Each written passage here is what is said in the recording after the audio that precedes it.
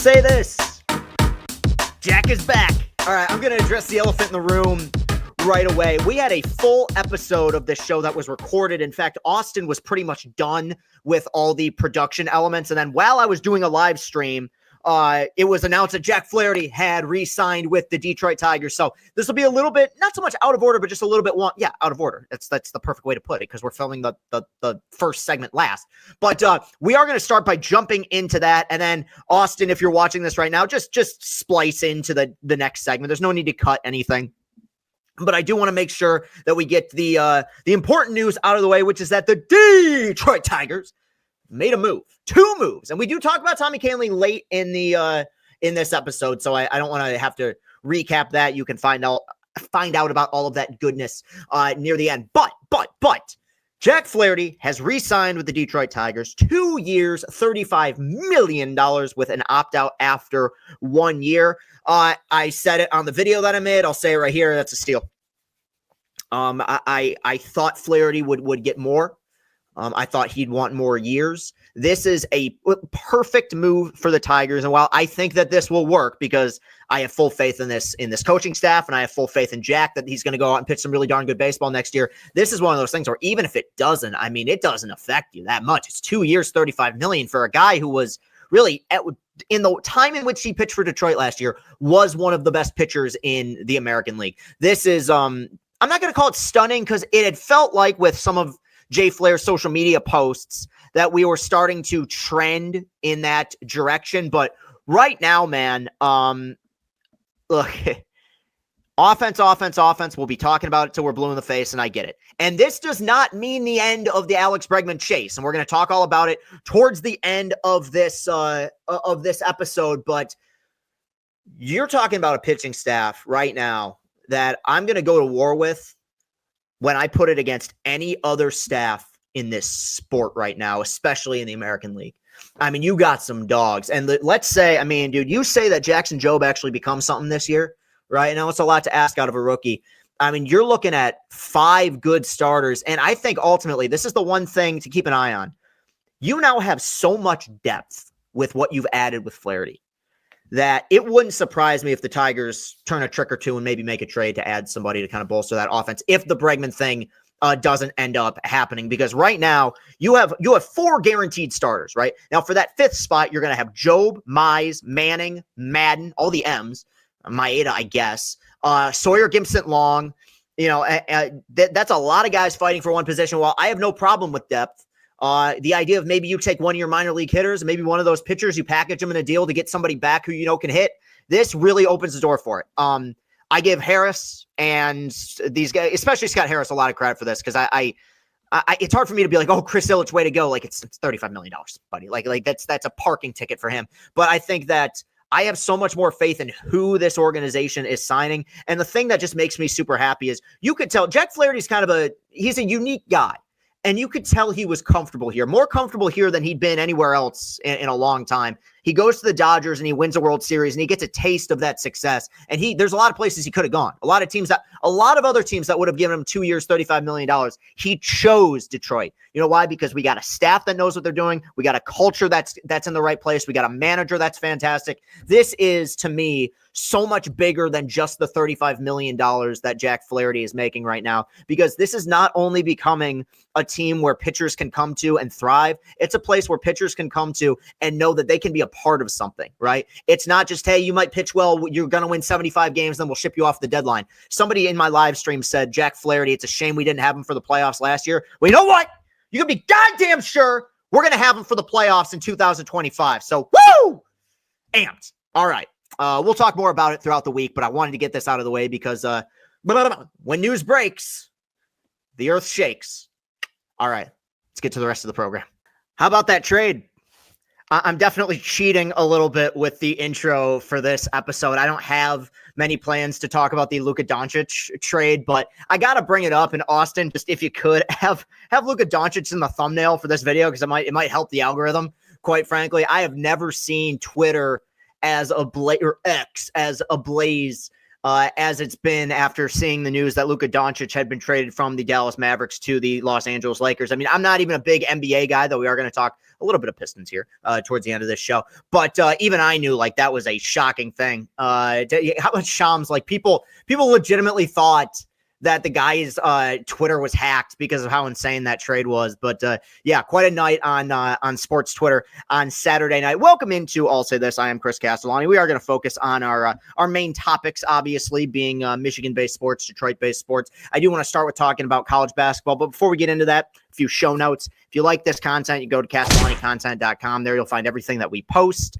Episode, we are back into the swing of things. Obviously, last week was a little bit wonky because I was traveling, had to deal with a family matter. But we're back. We were back with an episode. I'll say this. Going to be back with Chris and company, back with an episode of The First Watch. So y'all can look forward to that. If you're watching this on YouTube, hit that like button, hit that subscribe button. And of course, if you listen to this in audio form, which I know many people do, you can find us on Apple Podcasts. You can find us on Spotify. Make sure to give us a thumbs up, rate us, review us, and continue to spread the word. All right. Yeah, so we're going to start with Michigan hoops. They had a 2-0 week, a much needed 2-0 week, and this was treacherous. And they almost got knocked off at home in a game that wouldn't have like derailed the season by any means. I think even I tweeted that Trey Donaldson's shot might have saved the season. That's not true. Like we got to put this into perspective here.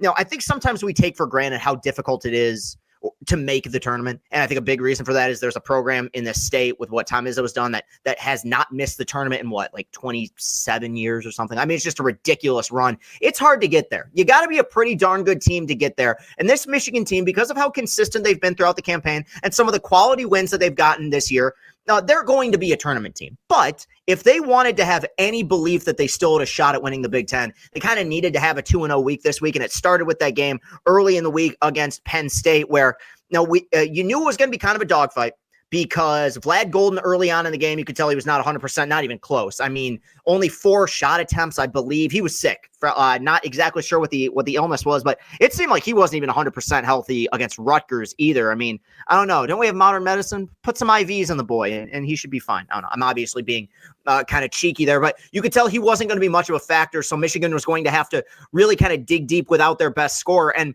this is what's weird about this Michigan team, and this part of it terrifies me for March.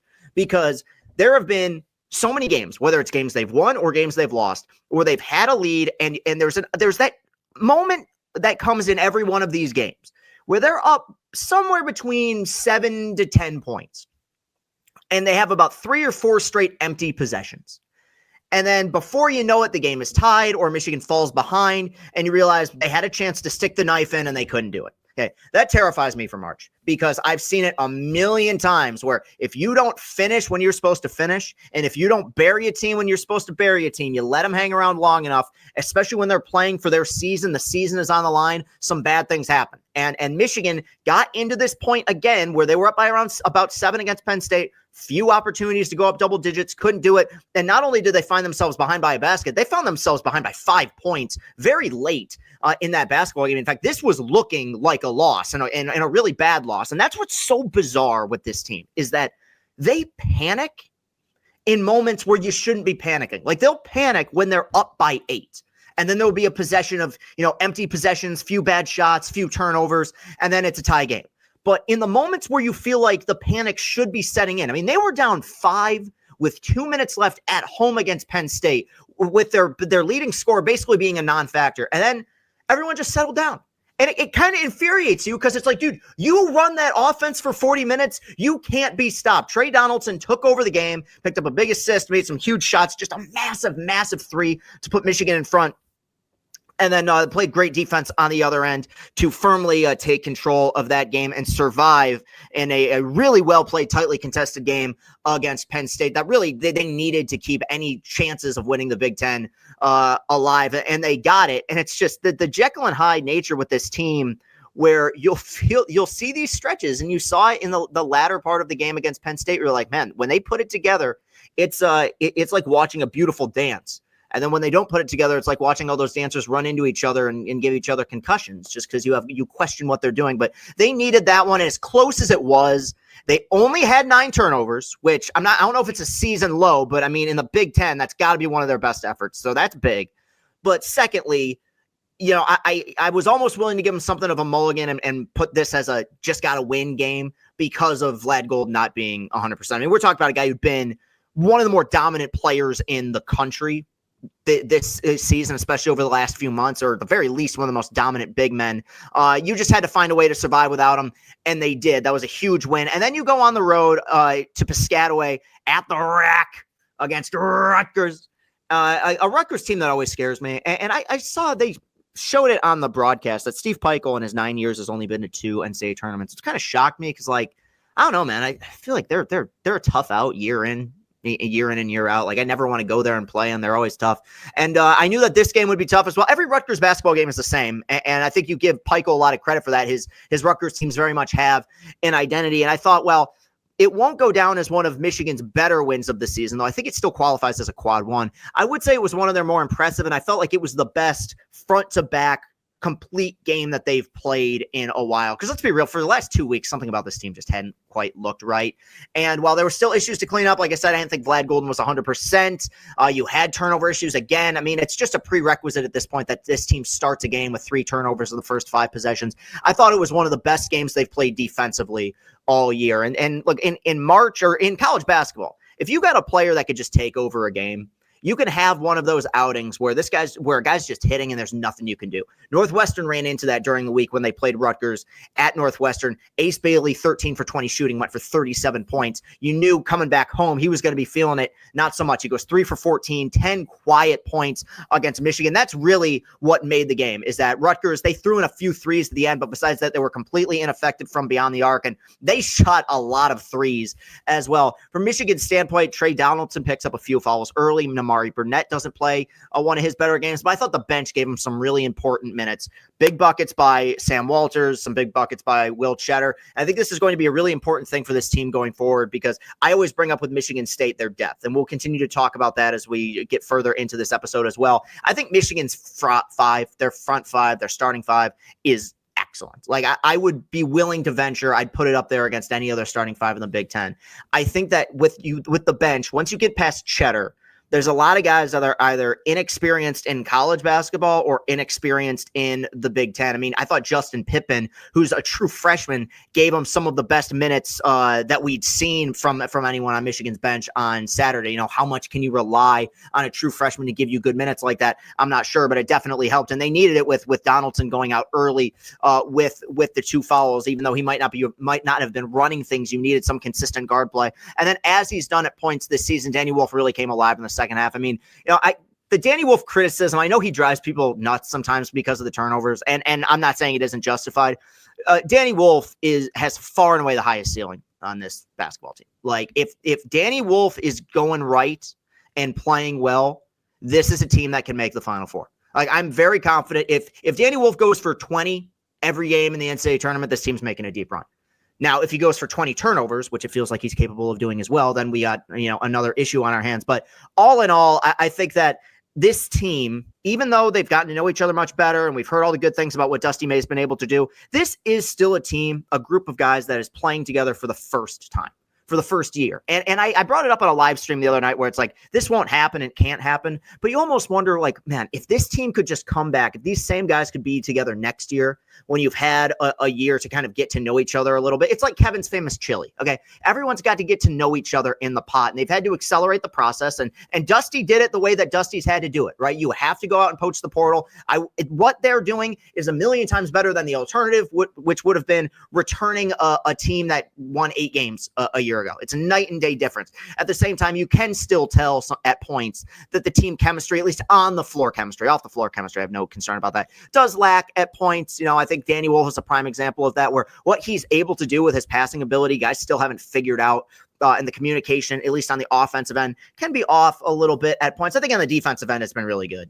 And this is, you're going to have to win games in March different ways. You're not going to be shooting the ball lights out every game in March. And you're not going to be playing, lights out defense every game in March. You're going to have to win different ways. And I think that this is a team with their length and the good on-ball defenders they have as well. As much as people criticize Roddy Gale spent a majority of that game guarding Ace Bailey and did a wonderful job. Yes, he'll drive us nuts in the offensive end with a turnover. But if you're wondering why he's getting those minutes, it's because he does a really good job on the defensive end. I think that if this team can improve defensively, they're going to have to get into those dog fights, those rock fights The deeper we get into the season, you're going to have to win that game in March. That's 60 to 55, 55 to 50. I think that this team will be capable of doing that because of the length they have on the defensive end and because I think they have really good on-ball defenders. I think it's one of those things, even though they only brought back a few guys, I think with Cheddar and Namari Burnett being kind of the two main players that returned from last year's team. You return two good culture guys, and you return two of the only guys from last year's team that actually played defense.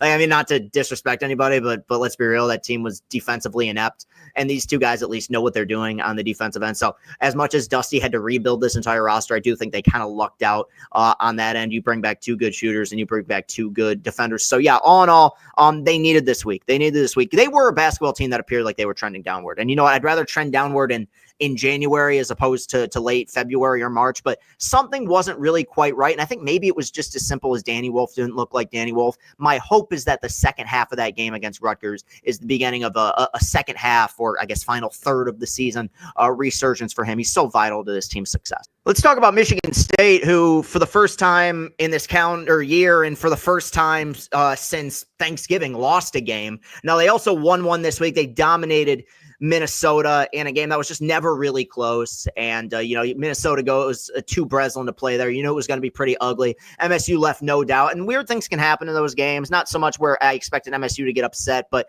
you let a team hang around a little bit. It ends up being closer than it needs to be. That was not the case. MSU did their thing early. They were completely dominant on the defensive end. They started knocking down some shots. Trey Holloman got red hot from 3-point range at the end of the first half. And that's one thing about this team that people have pointed to as a potential weakness. And I get it, is that their ability to shoot from the outside is not up to par with everything else in the team. I mean, they're really good defensively. They can drive. They're a good passing team. They're good fundamentally. They have good rebounders. It's the 3-point shooting that some people are concerned about. And it's a weird thing to me because, yes, when you look at the statistics, they are not probably up to par with where you think they should be as a 3-point shooting team. And yet, I look at these guys and I see them. It's so corny to be like, well, I watch them in warmups, but I watch the way they play, and I feel like they're going to end up being better shooters than the numbers might indicate. I know Trey Holloman can shoot. Aiken's no concern. Jace Richardson, no concern. And Jace Richardson has looked. I mean, I don't know. I'd have to look down the rest of the league, but is there a better freshman in the Big Ten this year? I mean, the guy has just been absolutely fantastic for this team. I think he has come on so much quicker than anyone, even Tom Izzo, could have expected. So you dominate Minnesota, kind of a ho-hum game. MSU was now 9-0 in the conference, and then they go on the road to face Eric Musselman. My name is Eric Musselman. And the USC Trojans, and they drop one against USC. I tweeted out because I was watching the game, classic Big Ten road syndrome, where one team's kind of throwing in a bunch of shots. You're out of your element. You're out of sync. You end up dropping a close game. But when I look back at the box score, this is what's bizarre, is that usually when I look back at these games and I see one team just shot the ball a ton better, there wasn't a huge discrepancy here. Both teams, I don't know if I've ever seen this, both teams were 24 for 57 shooting. That's 42.1%. 3-point percentage, MSU was actually better. They hit 5 threes. USC hit 7, but MSU shot a better percentage. Free throws, USC made 4 more free throws. Both teams shot 19 free throws, so it was an evenly called game in that department.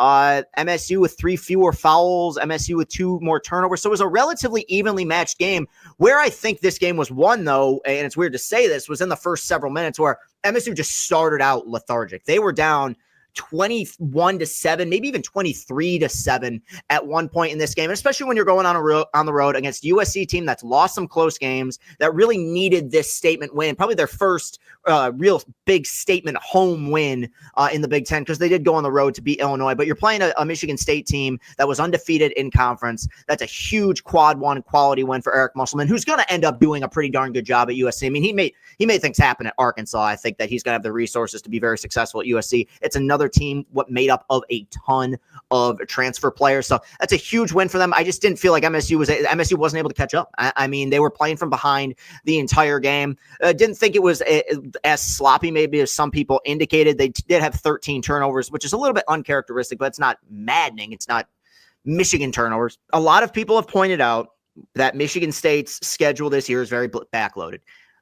There's 2 things I have to say about that. One, that's why you don't drop games to the teams you're not supposed to drop games to. And I know USC is a game that's technically an upset, but I'm talking about the Minnesotas of the world. MSU has taken care of business. That's why you start 9-0 in the Big Ten. And I don't regret having any takes saying that they're the class of the Big Ten. I don't have any regrets right now on February, by the time you're listening to this, February 3rd, saying that I still think that this is the team that wins the conference. With that said, the stretch of games that they have coming up is brutal. MSU there is not a single cakewalk game for the remainder of the season. Now, you could argue in the Big Ten, there's no such thing as a cakewalk game, but they're going to have jabs and uppercuts thrown at them the rest of the season. Just reading this off, kind of visual bit for the radio here, but here's the rest of their games, man.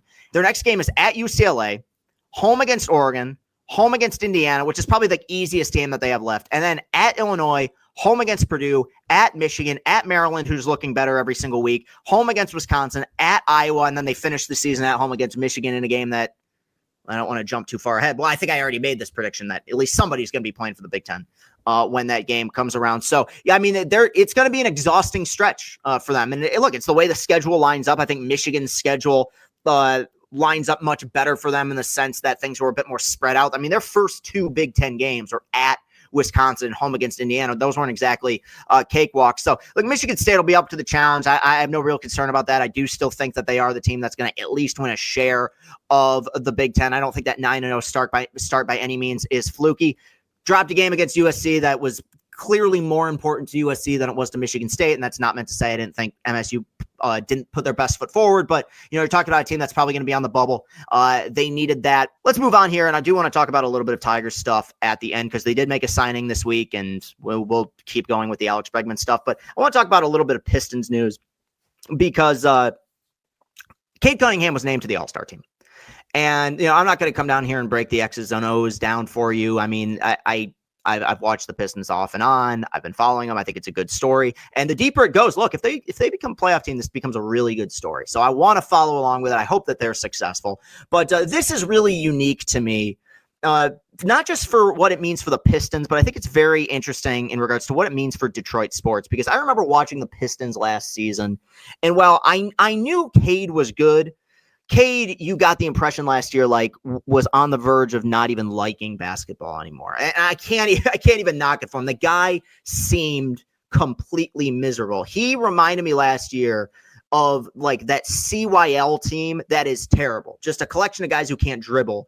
But they have that one kid who's like the coach's son, and he's pretty good, and he'll score all the points, and he'll carry them, and he'll try to do everything, but he's just got nothing around him. And that's what I said for the longest time with the Pistons that angered me is they don't have any good players. And the sad truth is that wasn't something that was just exclusive to the Pistons. That was something that was exclusive to Detroit sports for a while. There was a period of time for Detroit sports where not only were all the teams bad, but the players that you came to see were either playing for other teams or well past their expiration date. After they traded Stafford, who was there on the Tigers to go watch? And it sounds crazy to say it because the guy was a negative WAR player his last 5-6 seasons. Miguel Cabrera was still the biggest name on the team, until his retirement. And now it's Scooble, now it's Riley Green, but before then, those guys were either rookies or they were injured. Miggy was the big name, and he was fucking 40 years old with a 600 something OPS. Now for the Lions, for a minute, it took a while because those first 2 years you weren't really sure. Now it's just, take your pick. It's Goff, it's Gibbs, it's St. Brown, it's Hutchinson when he's healthy. It's any one of these guys. It's been really an incredible embarrassment of riches when it comes to what Brad Holmes has been able to build there. To get named to the NBA All-Star team, while the All-Star game itself is a joke, the All-Star team and being named to it is an exclusive thing. This isn't baseball where every team has a representative. The Pistons had not had a player be selected to the All-Star team, I believe, since Blake Griffin. And this one hits different, and it hits in the way that Scooble and Green making the All-Star team for the Tigers last year hit, because it's not just a guy that plays for your team. It's a guy that you drafted. It's a guy that you developed. It's a guy who's been here through a historically terrible time for Pistons basketball, who chose to stay here, who signed a contract to choose to stay in Detroit. He wanted to be here. He wants to play here, and he has had a remarkable year. Really, when I watch the Pistons, and I'm as casual can be, even if you knew nothing about basketball, you watch these games and I want to watch that guy. Number 2 is special. The entire team is basically him. And now that's not to say that they haven't added, and they've gotten guys like Beasley and they've gotten guys like Tim Hardaway Jr. have contributed, but the entire offense is predicated on Cade Cunningham's success. And he's been remarkably successful this year, which is, I think, a huge reason for their turnaround. And even beyond that, when you look at his efficiency numbers, a lot of people criticized him a year ago because he rated out to be relatively inefficient. And even I, who was like the biggest Pistons basher at the time, was like, well, you can't really judge it properly on that because he's got nothing around him. Like, I'd rather have Cade Cunningham shooting the ball 40 times than giving it to somebody who doesn't even know how to, was going to dribble the ball off their foot, right? Like this year, I think the floor spacing is a million times better. I think the roster is significantly better. This is good news for the Pistons, and it's good news for Detroit sports that there's some dogs and there's some stars, and we were lacking there for a long time. I mean, it was just like, who can we latch onto that? One is like legitimately good, and two, we know is going to be here for a while. Because that was the problem with the Tigers, that every time we got attached to a player, they either signed somewhere else or we traded them.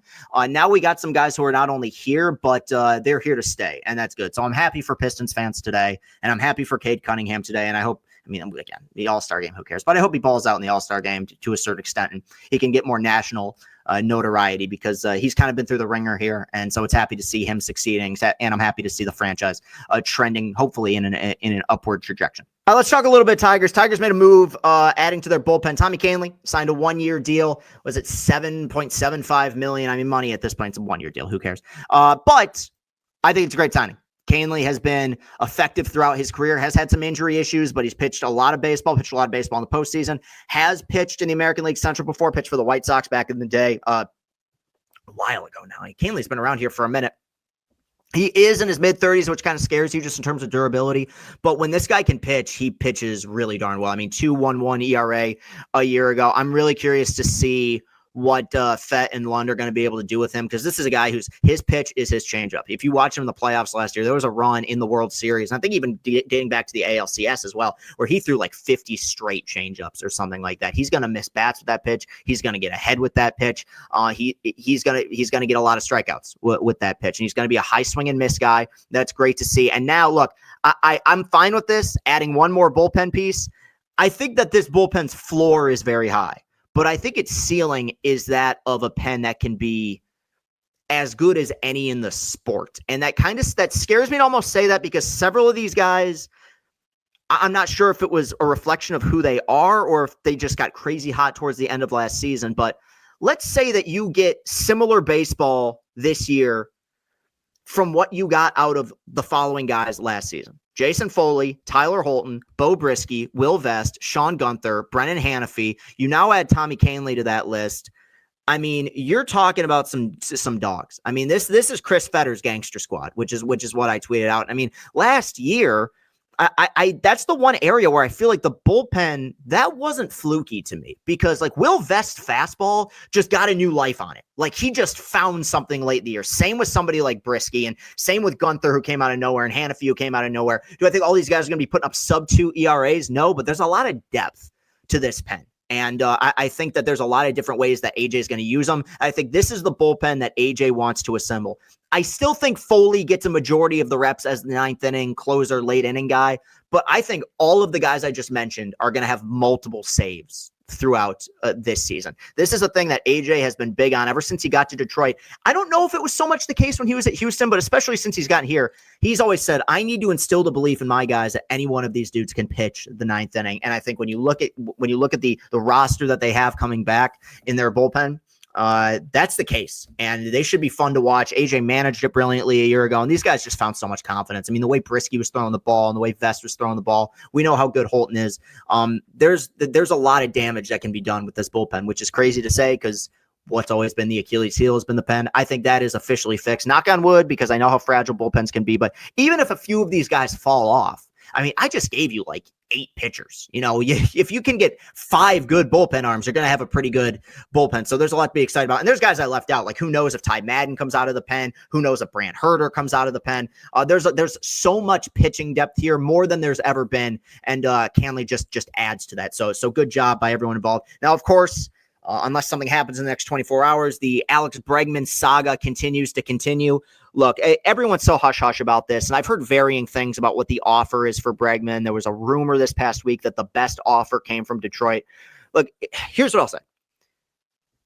I can't be mad at anyone who wants them to just throw 180 million at him and call it a day. Okay, I understand that. I want him here. I think he fixes so many issues for this team. You have that power bat in the middle of the lineup. It makes them the favorites to win the American League Central. Okay. And I'm not these guys are prima donnas, dude. Okay. Everyone wants to get paid. This is life-changing money. He's a Scott Boras client. He's listening to his agent. No problem with that. With that said, we are about 2 weeks away from spring training. And that to me means if I'm the Tigers, I'm about 2 weeks away from pulling the plug on that deal. And the reason for that is not to send some sort of message of, we want guys who want to be here. Guys just want to go where the money is. Okay. I know, look, Juan Soto goes to play in Flushing, goes to play in Queens for the Mets. That's because they gave him a truckload of gold. Like, that's why. And it's like this with all Boras clients. It's not about a respect thing or does he want to be here. He wants to be where the money is. It's more about performance. Because, and we saw this happen last year with multiple Scott Boras clients, namely Jordan Montgomery. As much as we kind of scoff at spring training, okay, and say it doesn't matter, because in many ways it doesn't, those reps matter about getting your sea legs back under you. I mean, players have talked about this, okay? Baseball players especially, these guys are creatures of routine, and they're creatures of habit, and that habit begins the first day of spring training. And if this thing goes on into late February into March, and the Tigers are playing spring training games, and Alex Bregman is still sitting at home, I become hesitant about wanting to sign him, okay? Because let's say you want to give him 6 years, right? Let's say it's 6 years. The main reason you sign him for 6 is so that he can be really good for the next 2 or 3. Now, of course, ideally, he puts up 6 really good years. But, like, I want Alex Bregman because I want the Tigers to be good this year. I want them to win the American League Central this year. If there's a possibility that he's not going to be able to bring his A game because he's going to miss that first month of spring training, we saw what happened to pitchers last year. We saw what happened to Montgomery. We've seen other guys struggle in the past where they don't sign till late. I think that's a legitimate red flag. Now, ideally, just lock him up in the next 2 weeks and we're good, and you can get to Lakeland and get to know everybody and start hitting. But yeah, we're kind of reaching that Kenny Loggins danger zone here, where, man, as much as I want him, if the offer's on the table and he's just not taking it for whatever reason and waiting for somebody to throw $200 million at him, which I don't think is going to happen. No, I want an A+ version of Alex Bregman this year. And I don't know if you're going to get that if we're talking about an Alex Bregman that could potentially be out a few weeks of spring training as he continues to negotiate. That's my stance on it. I still want him here, right? But we're coming up on that point where it's like, you might have to draw a line in the sand eventually. And that would be disappointing. I get it. But, I ain't giving up on Jace Young either. Like, I hate to be the eternal optimist. I do. We'll talk about it the closer we get to the season. But last year said one thing to me, which is that what Scott Harris is trying to do here, while there was a lot of smoke and mirrors and a lot of flukiness to that 38-11 run, the overarching goal of what they're trying to do is working. Now, I want to accelerate that process by bringing in good players, but I also don't want to negotiate with a guy for 5 months. Okay, Jesus. Anyway, that should do it for today's show. Thank you very much for watching, listening, continuing to pay attention. You can find me on Twitter at Castellani2014. You can find all of our content at CastellaniContent.com. We will be back. Michael Stoney will be on Chris and Company this week. We should be recording that episode Monday. Should be up on Wednesday. We'll be back with a full week of content, and things are going to be rolling out here over the next several weeks as we get closer to spring training and obviously closer to March Madness. We are on the verge, because we got the Super Bowl this week. We're on the verge of kind of getting out of the dark period, which is that dark period to me is like after college football and before college basketball really heats up. After the Super Bowl, we got like 2 more weeks and then anarchy. I like anarchy. I'm an agent of chaos. All right. Thank you guys so much for continuing to be patient and support what we do. We're doing the best we can, and we're going to, last week obviously was a little bit wonky, but that's going to allow us to really have a full head of steam here going forward. And we're not going to miss many weeks or many shows or many opportunities for content here over the next few months. I can guarantee you that. Thank you very much to Austin as well for continuing to make me look good. I will see you guys later. Have a great rest of your day. Peace and happiness.